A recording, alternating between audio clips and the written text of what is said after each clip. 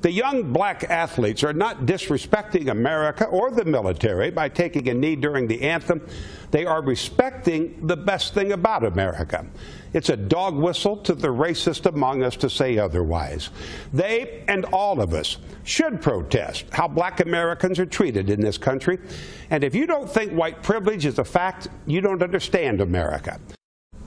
We rebroadcast that Dale Hansen Unplugged yesterday here on the 4 p.m. and whether it's on that program or Facebook, Twitter, Instagram, you name it, you've probably seen it on your social media feed. Everyone from rapper Snoop Dogg to Russell Simmons have shared that speech now, Dale, and so we thought we should bring you back in because we've seen responses that have really gone the gamut here. They're all over the spectrum. Yeah, well, that was the line I was actually going to use when you asked me about it, but I have been told that I should run for president, that I'm one of the gifted orators of our time, or that I should be shot in the head and thrown in the Trinity River and die. I had a guy just call me just before I came over here, and he said, "I hope you die.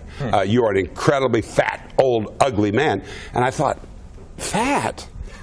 I told my wife we needed a new mirror at the house, and the problem is this man doesn't know me at all, Jason. You know me. I'm not fat. I'm just big-boned.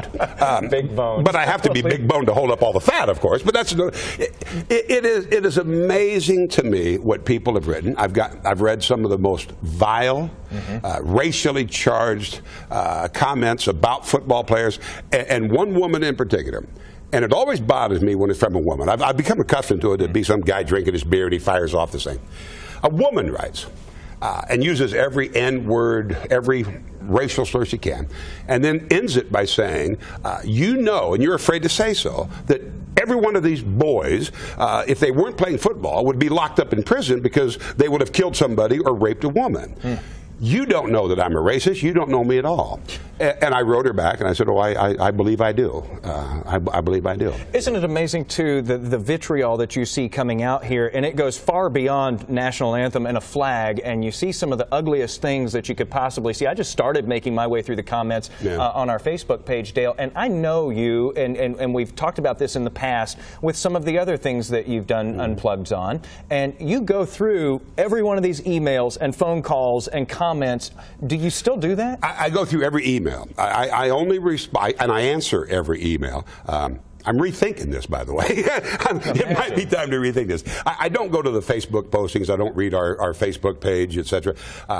But I do feel that if a person, good or bad, takes the time to actually send me an email, I feel I owe them the obligation to respond, that I have read it, I have seen it, and depending on what they say, sometimes I just say thank you, sometimes I say, wow, you know, I give, you know. Sometimes we have a healthy debate, the good ones. There's not nearly enough of those. But yeah, I take a certain amount of perverse pride in the fact that if you're going to address an email to me, as vile as it may well be, you will indeed get a response from me. You will get an answer from me. And like I said, I'm starting to maybe think, maybe I should rethink that. Maybe revisit that policy. Yeah. But for the time being, I will. So a couple of years ago, you spoke about Michael Sam and about gay relationships, specifically in pro football. Got you an invite onto Ellen. That one really blew up and went viral as well. And I remember when you went on Ellen and you talked about how, you know, it was some people were really taken aback because here was this older, big-boned white guy. Thank you very much. Making a comment about something like this. And it kind of, you know, people were a little bit shocked by it.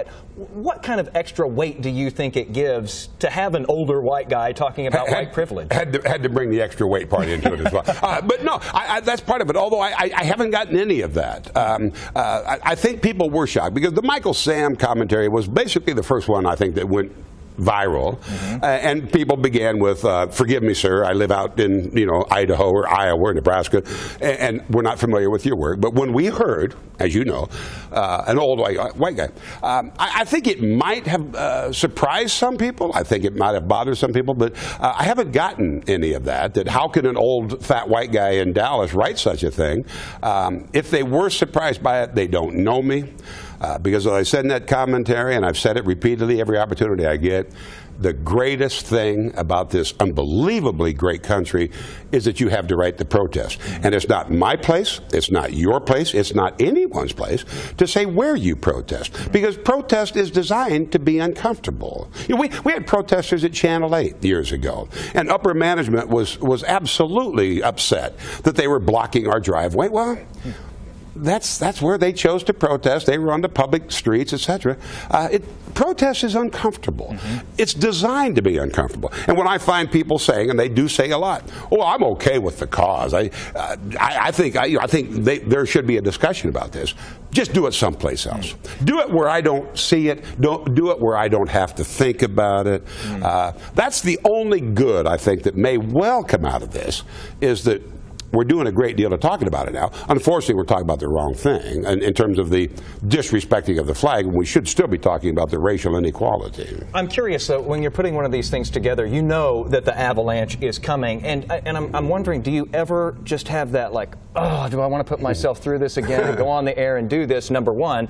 And number two, you've been around for ages here in DFW. You should be coasting out. You make all of these, you have great vacations, by the way. But do you, how many more of these do you have in you? I mean, you just keep coming with these things that just really seem to touch on this nerve all these decades into your career. You're just blossoming still. I hope I don't have too many, on the one hand. I mean, I really don't. I would love to live in a world where nothing angers me, nothing makes me move to write something. In answer to the first part, no. I do sit there and kind of chuckle to myself, quite frankly, that, oh, wow, that's going to, but I don't write, as some people have said, not this time, but in other times, oh, you're just writing for the shock value. You're just writing to be a shock jock, And yeah, I think this might scare people, but I've never written anything I don't believe. I have never written anything I don't believe. I just got off doing a radio interview, and he said, well, I know you ran this one past the Democratic committee to make sure. I said, well, I'm going to give you a scoop. Hillary Clinton wrote it for me, and Chuck Schumer signed off on it. I write, as you know, I write everything myself. I do not have to worry about somebody saying yes, no, etc. But I would like to live in a world where I don't have to write about the issue of gay rights, where I don't have to write about the issues of a social injustice, where I don't have to write about the Cowboys signing a player who beat up a woman, where I don't have to write about police officers being shot on the streets of Dallas. I would love to live in that world, but we don't. And I don't think we are, unfortunately, in my lifetime. So if something moves me again, I'll wade into it. And unfortunately, as I think my lovely Mrs. Hansen will tell you, I don't get too concerned or too bothered by, oh, this is going to make somebody mad or somebody's going to be upset. I kind of enjoy it, quite frankly. I mean, I really do. I'm kind of like the spy in the Russian spy Rudolph Abel in the movie Bridge of Spies. When people say, are you worried about this? Are you worried what the reaction is? Would it help? And I know this guy, and all of that is true. Dale Hansen going unplugged with us here today in the 4 p.m. If you haven't seen this, by the way, just yet, it is on our WFAA Facebook page. It's pinned at the very top. We'll be right back after this. Thanks, Dale. My pleasure.